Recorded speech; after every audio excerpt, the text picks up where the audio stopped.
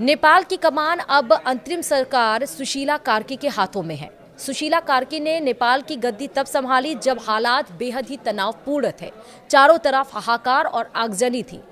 14 सितंबर को सुशीला कार्की ने एक बड़ा फैसला लिया जिससे जेनजीज काफ़ी खुश हुए और उनको ये गर्व हुआ कि हमने सुशीला कार्की का अगर नाम दिया है तो वो सही दिया है। दरअसल 14 सितंबर को सुशीला कार्की ने कहा था कि इस रिवॉल्यूशन में, इस आंदोलन में जो भी जिनकी डेथ हुई है उनको शहीद का दर्जा दिया जाएगा।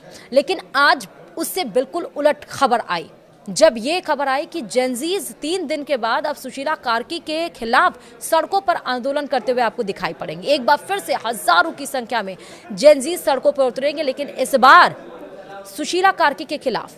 क्यों चिढ़ गए हैं सुशीला कार्की के खिलाफ और क्या वाकई ऐसा होने वाला है? क्यों ऐसा बोला गया कि जैसे कुर्सी पर बिठाया है वैसे ही हटा भी सकते हैं? हम आपको बताएंगे इस वीडियो में विस्तार से। नमस्कार, आप देख रहे हैं न्यूज़ 18 का डिजिटल प्लेटफॉर्म और मैं हूं आपके साथ श्रुति श्रीवास्तव। पड़ोसी देश नेपाल में प्रदर्शनों और आंदोलनों के दौर में जो कुछ हुआ वो सबने देखा।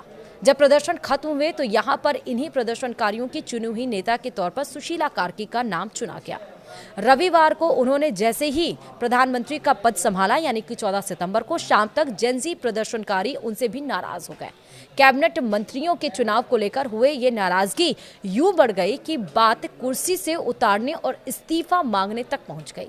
नेपाल की राजनीति में इस वक्त बिल्कुल नया मोड़ आ गया है। नेपाल के युवा वर्ग ने विद्रोह और हिंसक प्रदर्शनों के बाद केपी ओली की सरकार हटाई और खुद ही नई अंतरिम प्रधानमंत्री सुशीला कार्की को चुना।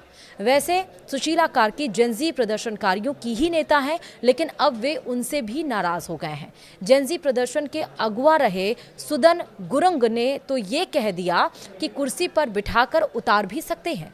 अब क्यों नाराज हुए सुदन गुरुंग और क्यों इतनी बड़ा स्टेटमेंट उन्होंने कहा, हम आपको बता रहे हैं। दरअसल नेपाल के संगठन हामी नेपाल के नेता और आंदोलन में बड़ी भूमिका निभाने वाले सुदन गुरुंग अपने साथियों के साथ अंतरिम पीएम सुशीला कार्की के आवास के बाहर प्रदर्शन में भी पहुंचे।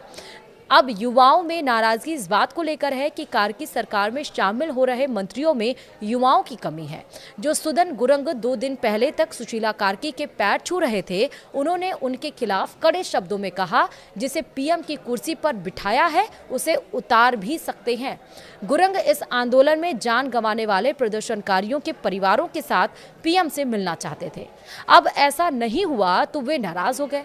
ये तो एक मामला है। दरअसल बताया ये भी जा रहा है कि सरकार में मंत्रियों के चुनाव की प्रक्रिया में युवा आंदोलनकारियों की राय न लेने की वजह से सुदन गुरुंग खफा हैं। फिलहाल सुशीला कार्की के मंत्रिमंडल के 3 मंत्रियों का चुनाव हुआ है, जिससे भी युवा प्रदर्शनकारी खुश नहीं है। खासतौर पर गृह मंत्री के तौर पर ओपी आराल का नाम उन्हें पच नहीं रहा है। इसके अलावा रामेश्वर खनाल को वित्त मंत्री और कुलमन घिनसिंग को ऊर्जा मंत्री बनाया जा सकता है।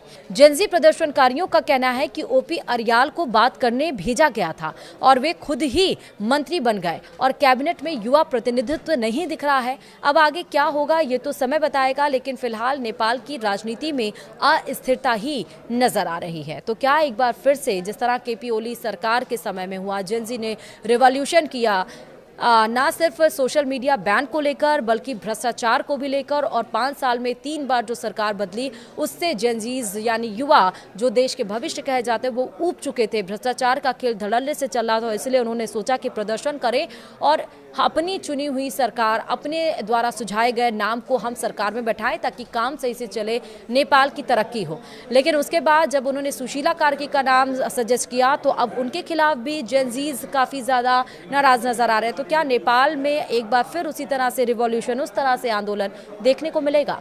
वीडियो में इतना ही। नमस्कार।